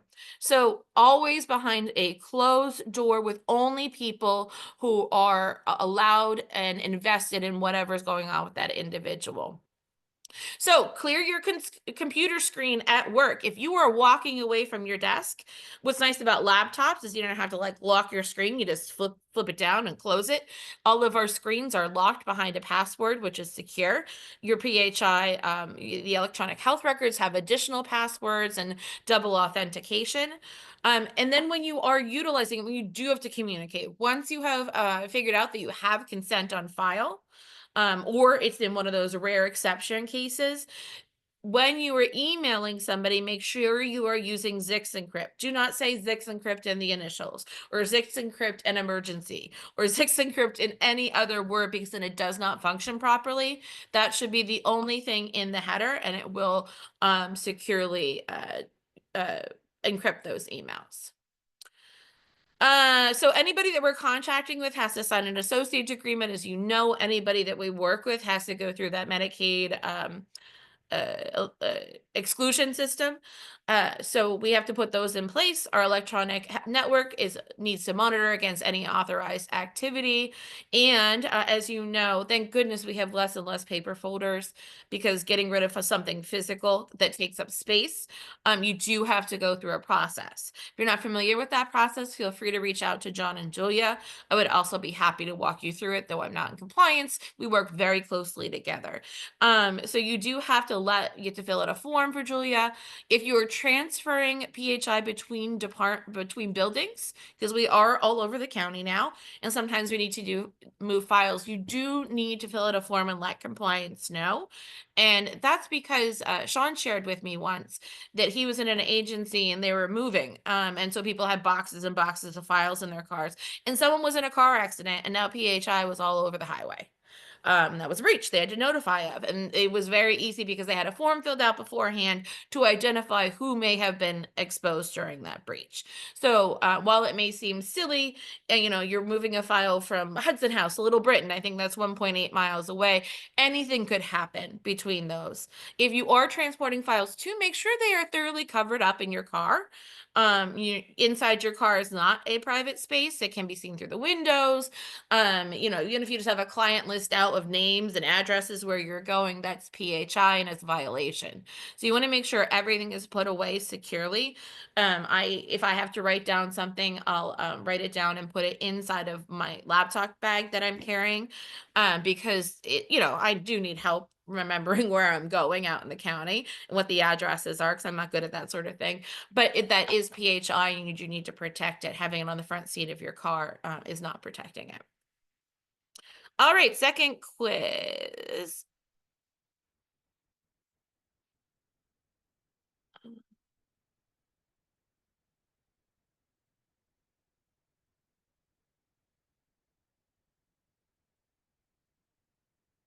I don't know why it goes away. That's so weird. Ariana, are you able to launch another poll? Just not number 3. There's only 3 of them, so. Number 2. Yeah, that's great. Thanks.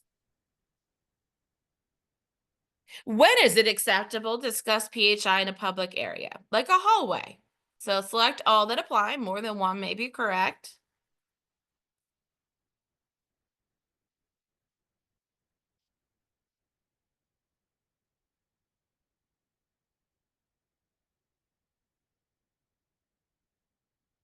All right, we'll give you a couple more seconds.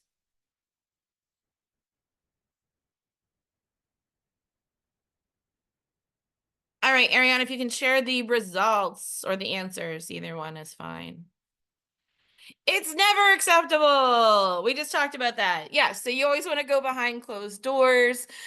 Even if you're just venting, that venting has to happen in a private space. Not saying you can't talk about these things.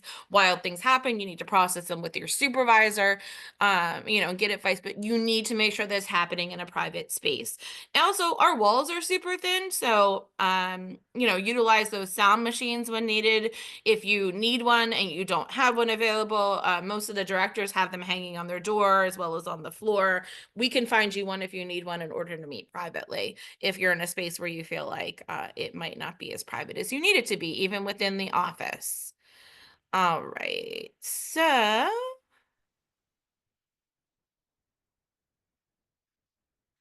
what happens if we breach? So we do have to let people know, whether it's anybody that has a breach needs to be able to notify them. So we have to reach out. It is impermissible to use a disclosure of PHI that compromises security information, unless then there's low probability the PHI has been compromised. So if we lose something, we don't think it's been compromised because compliance has done an investigation and thought that though we've lost it, it's not compromised, then we don't necessarily have to do a notification, but most of the time we are. So we must provide no less than 60 days after the breach. If the breach involves 500 or more individuals in a single jurisdiction or the covered entity, must notify prominent media outlets within 60 days. So you can see how quickly that could start to affect not only our clients that may have been affected, but our personal reputation. And they need to notify people. We have to notify the health service in order of those to notify them of the people. We can notify of smaller breaches on an annual basis. Hopefully we have no breaches, and we don't have to notify them, but if under 500, we notify them on an annual basis. So we have to, again, implement those safeguards, protect PHI from unauthorized use or disclosure, and we should conduct risk assessments, which is something that John does pretty regularly. And now we are on our last quiz. Ariana, I guess if you could put the first one up. We'll go back to the beginning information. I don't know why that button keeps disappearing for me. Which of the following is the correct way to store protected health information at MHA? Now, again, more than one may apply. Read through. All of these examples are things that I personally have seen around the office.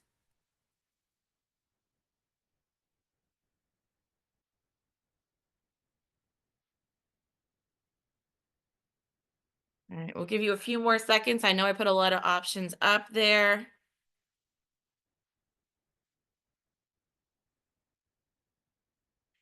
Ariana, if you could please share the results for me.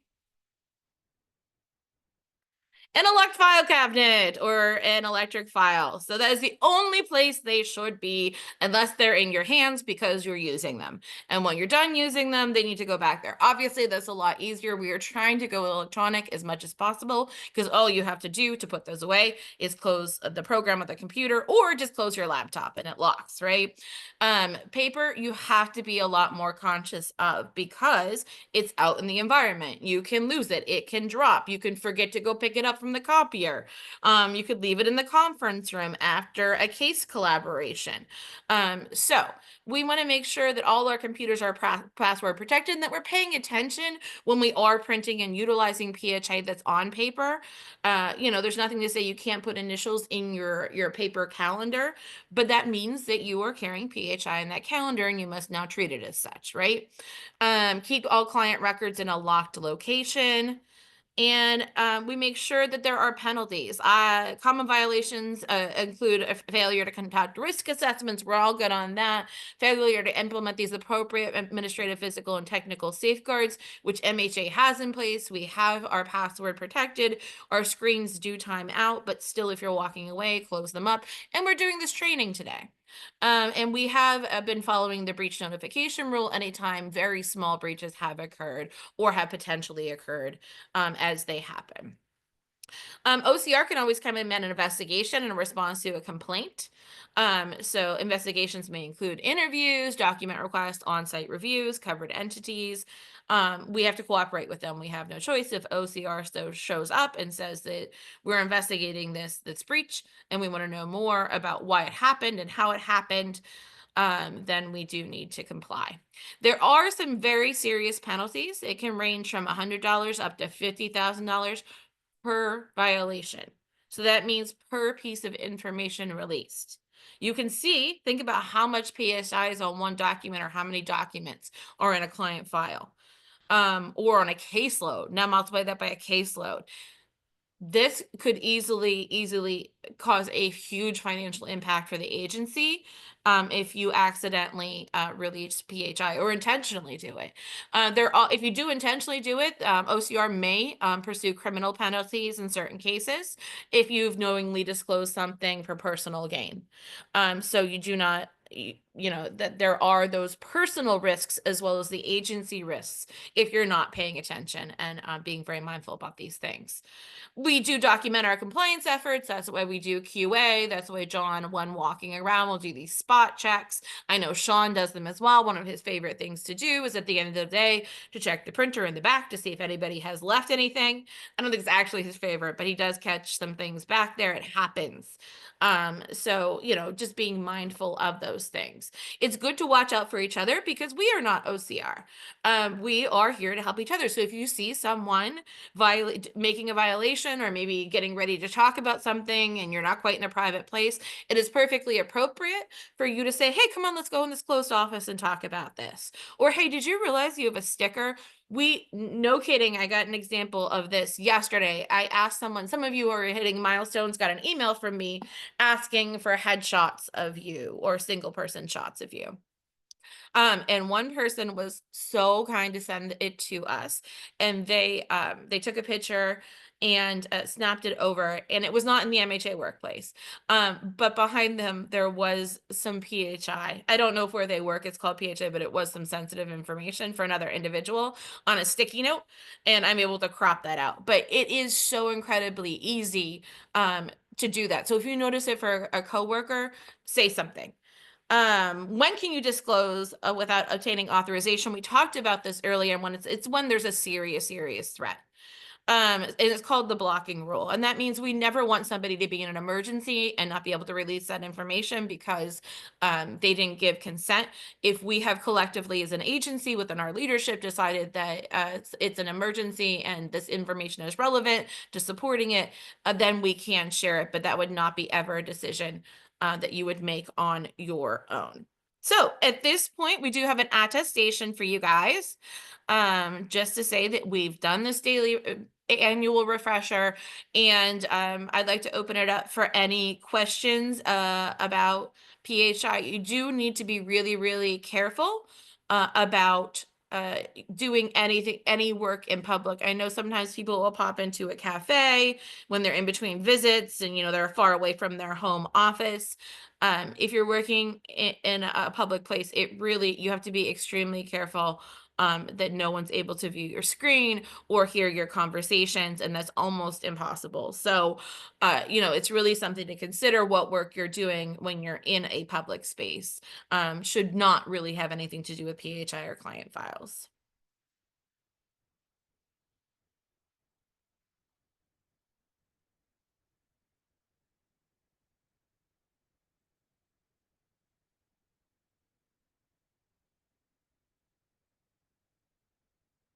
Yes, I will send the link. I think I can copy it from John's presentation. Oop. I put it in there. Oh, did you? Thank you. You're so good. pulling up polls for me and everything else. I appreciate it, Ariana. All right, Angela, I think that's it. If there aren't any questions, and I don't see any other than the link. Thank you. Thank you for doing that. It went from John creating it, Sean updating it, and then being delivered by Allison. So something that I typically find is somebody prints something to the back printer and it runs out of paper. And so you go and grab what you have and then you go back to your office. And that's when we find things that when somebody else adds paper, it starts to, you know, basically take out all the other sheets that were supposed to be copied originally.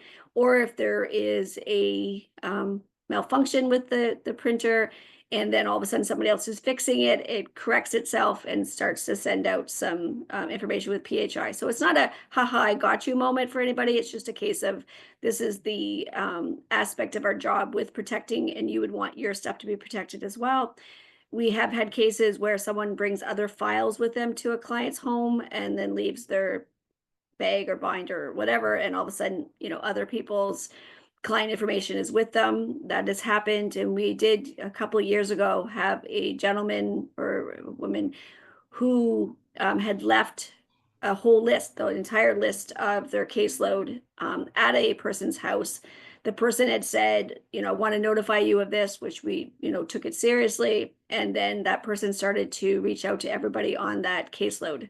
The client did. So obviously we consulted with what we need to do as an agency, because it was considered a breach. We did notify everybody, but as you can only imagine, reaching out to someone that's vulnerable already to say to them your stuff was potentially compromised. So we have people who will report it to make sure, you know, that we're aware of it and that we can correct it. But we have had people to use that information and reach out to other people.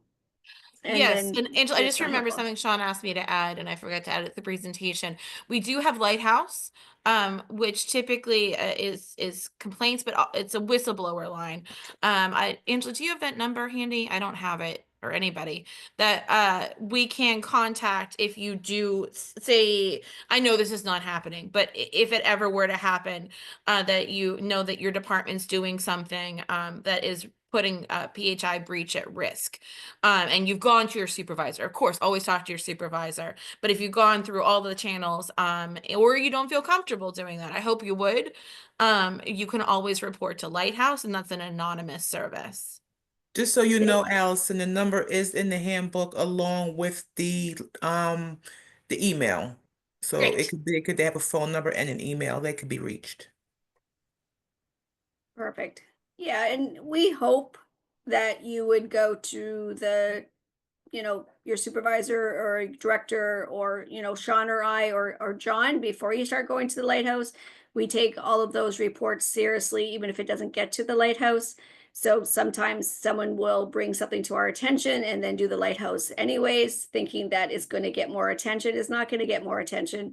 We take all of those seriously to begin with. So when you can start having that conversation and someone says, oh, this is anonymous, we already know where it originates from. It's not to not take it seriously. We do take everything seriously. So we do investigate, we do document, we do not necessarily get back to everybody with all aspects of the investigation and the outcome, but just so you know, anytime this is brought to our attention, we look at what improvements can be made. Is it just human error? We've all, you know, had a day where we're like, wow, what was I thinking?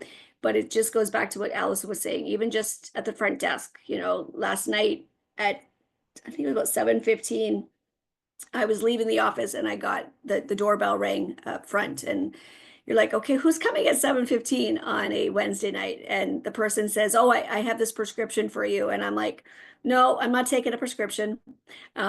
Is it for MHA? Is it for the pharmacy? He goes, well, if it's for the pharmacy, I'll just put it in the door. And I'm like, no, that's somebody's protected information. So coincidentally, I call Trish and I'm like, are you okay? She goes, I don't know. Why are you calling me at 7:15 at night? So we were able to figure out who the prescription was for. We were able to lock it up and Caitlin's office, because that is PHI. So imagine if I just left it on Meredith's desk, the prescription, and it, has the person's full name. Often prescriptions have date of birth, that kind of stuff. They were able to verify this person is a care coordination client. I thought they actually were a home to stay client. So it's that due diligence that we just need to make sure that we don't accept people's information if it's not ours to have, or that we don't share that person's information if it's not ours to share. And this prescription, like I said, I didn't want to know if it was a controlled substance or anything. I wanted to make sure it got into the right hands, because this guy had no problem just leaving it on our doorstep. And that's not how we want our clients' information to just be left at this point. So it takes all of us to work together. It takes all of us to, understand that if we are printing or bringing stuff with us, that we keep the bare minimum on us, on our person when we go into a person's home. So there's no way, A, we can leave it, or B, that they're going to have access to anybody's pertinent information. And then that crisis point, we do get scenarios where when is it possible for us to communicate with people that are not on the person's consent form? And it's usually when it's a crisis. So you think about the call center, we often do communicate with people, but once the crisis is over and we want to be able to do follow-ups, that's when the fine line of, is the person in crisis anymore? And if they're not, then, we can't share those kinds of things. And then finally, something that comes up quite often is if somebody is in a department and is getting services by multiple programs, why can't each program share? So the goal is to have each program having consent to communicate with each other, but you can only imagine the sensitive nature around someone, for example, that is getting sexual assault prevention advocacy services. So quite often people will say, well, why didn't you communicate with us that this individual, had been unfortunately sexually assaulted, presented to the hospital or police department? And that's where some of the rights change based on making sure that that person's privacy is supported. So it's not trying to not be part of the treatment team, but it's also trying to put the power and choices back to the survivor. And then when we look at substance use disorder, there's even additional requirements for confidentiality that allows somebody to privately go for treatment or be in treatment. So a lot of times it's not that we're not wanting to share within each program, but it's that the person has those extra protected rights. So please, if you're working with somebody, something's going on, get those consents that documents very clearly that this person has given me permission to reach out to some entities that typically would not be part of their consent because of the sensitive nature connected to whatever they're going through, whether it be substance use treatment, whether it be a sexual assault, those kinds of things that we hope that nobody goes through, but we do know often crosses paths in multiple programs. So it's great to do it, Angela, just to tag on at the beginning when you, again, the forms training I'm sending out later. If in the initially, and you're trying to identify those natural supports with somebody when they're in a good space, when they're wanting to engage with you, when they're excited about programs, that's a great time to identify those natural supports and have them sign off on anybody that's in their care team, anybody in their family, anybody they identify as family, not necessarily blood family, but their street family, whoever they want that information to be shared with, and frame it in a way that, this is your team and I want to be able to talk to them. Because when they're in crisis or things are starting to go bad and you're asking for their PO's phone number, that's not a time that they're going to want to give that out and sign a consent because they get suspicious that we're doing something. And you never want to break that trust, by talking to another department and revealing information that they didn't have shared. If you can imagine, like, your care manager knowing something that went on with CORE, if you didn't consent, that can be really it can be really violating, and make you feel like you don't have trust in your care manager then, or whoever you're working with. So the best practice is that someone is engaged with you and wants you to connect with those individuals and has something signed on file. Excellent, thank you. One of the things, again, sometimes the consent would be very specific. I don't want day-to-day stuff being communicated with this person, but, when this happens, that's again part of the what if statements when they're in a good place to say, when would I want you to reach out to my mom or my sister, those kinds of things. But the other things coming up is that sometimes people get random information to their printer. Please, we can see if there's a thing through IT that the person has to select what printer they're actually going to, so we can see if there's something there. But we are always looking at the ways in which the agency continues to navigate technology. Some agencies have gotten rid of all of their printers and gone to one centralized printer or more than one centralized printer, and you would be putting in a code to retrieve your information. So we are exploring that when printers start to go, we will most likely not be replacing them. Depending on the position, the expectation that does help with HIPAA is making sure that nothing goes to another printer. But please, if those things happen, you can bring the information to myself or Sean or Julia or John, but just know that those things do happen, and I will bring this back to IT to see if there's anything else we can happen to put as safeguards into place. So anything else before we close we're right on time. We've got 5 minutes. I'll give you back 5 minutes. Because normally our staff meetings go from 9:30 to 11:30. So please take the time to register. Please take the time to celebrate all of the great work. Take the time to participate in any of the sexual assault prevention advocacy efforts this month, or the work being celebrated around autism and engagement there, and just, continue to do the great work that I know that you're all doing. Just real quick as a follow-up, we'll be sending out an attestation for the credit card review policy. So that'll come to you in email. And then supervisors, managers, directors, please ensure you'll get notified when your staff has signed off on it. So if one of your staff is missing, just make sure that they do take the time to review the policy.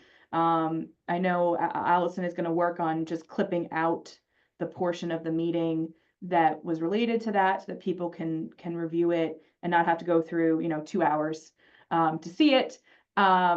And so if supervisors, managers, directors can just ensure that everybody in their team has either signed off on the form because they were present, or has reviewed the policy and then signed off that they did. That would be much appreciated. Thank you. Perfect, thank you.